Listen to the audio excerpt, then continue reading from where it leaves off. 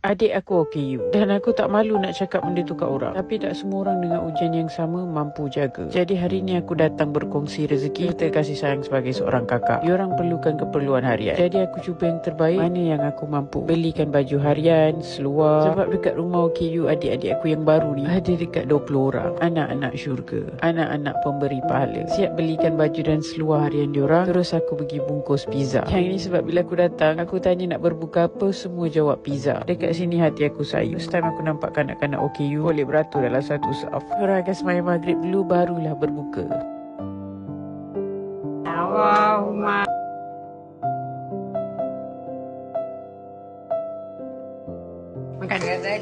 Keesokan harinya aku teruskan misi. Borong barang mandian, shampoo, berus gigi, sabun badan, tuala, selimut, hanger dan macam-macam lagi barang keperluan yang mereka perlu. Terus hantar ke mereka. Kami packkan baju dan seluar. Nak unboxing sama-sama dengan diorang. Terima kasih. Sama-sama.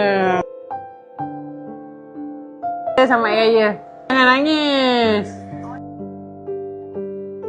Di kesempatan ni aku nak cakap terima kasih kat AES Malaysia juga. Mungkin ramai yang tak tahu, tapi salah satu persamaan kami dua-dua ada adik OKU dan kami tak malu.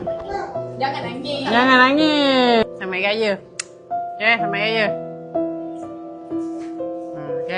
Raya. Sama Raya.